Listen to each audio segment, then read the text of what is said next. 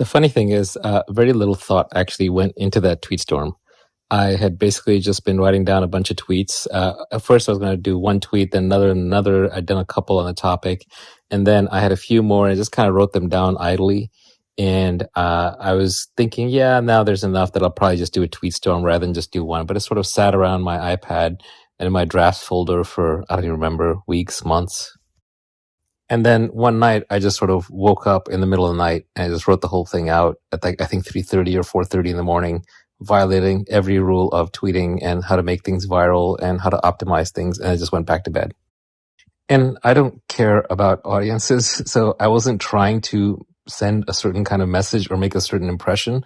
I was really trying to convey what I myself had learned on the topic after having been obsessed with it for a while. So in that sense, the title wasn't that thought through. It just struck me as the obvious title. That said, I do like to poke people a little bit. I like to be a little in your face. I don't just want to be generic Hallmark card guy. So I like being provocative. And so I did pick the provocative title. To the extent that any thought went into the style of it, it was just stylistic habits that I already learned, and they weren't specifically developed for that tweet storm, but it was stuff that I just learned over the years by tweeting, and I had internalized, and I can give you examples of those. One is try to make your tweets timeless so they don't expire. A second one is make each tweet stand alone so it can be understood and recommunicated as a single standalone capsule and doesn't depend on all the others. A third is don't be afraid to say controversial things. A fourth is don't be afraid to mix disciplines like science and spirituality and wealth creation or business. In other words, don't care about what the audience thinks and don't stay in your lane. But ultimately, it was really about just creative freedom. I didn't think that, oh boy, I crossed the threshold of 30 tweets, and so now Twitter is going to collapse my tweet storm, which it did. I didn't think, oh, I better, make sure I don't offend people or go for this audience or that audience. It was really just written in an hour on my iPad in bed in the middle of the night or the early hours of the morning.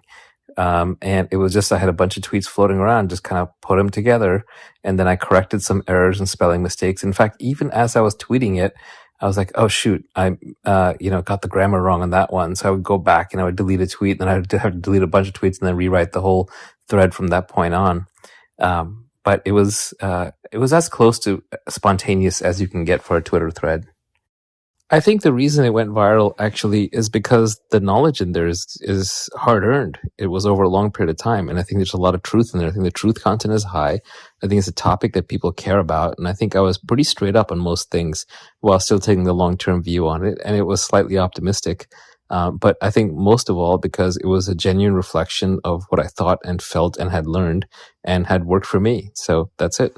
After listening to the whole reflection on the tweet storm, it's kind of this entire meme and fractal of the idea of complexity and effort and iterations being shrunken down to simple outputs and packaging that people can digest. And it's almost like when you've done all that thinking and all that processing, the simplicity just flows out of you. Like you literally woke up in the middle of the night, or it just kind of like these simple thoughts trickled down into this final form. It wasn't even that conscious. It's just like when you've been processing ideas for so long, they eventually package themselves and condense themselves in this tiny, teeny way that you can walk around with and remember. And then when you share it in the world, people are like, wow, this is a much simpler way of describing something that I've either circled around or thought about or been reaching for a long time.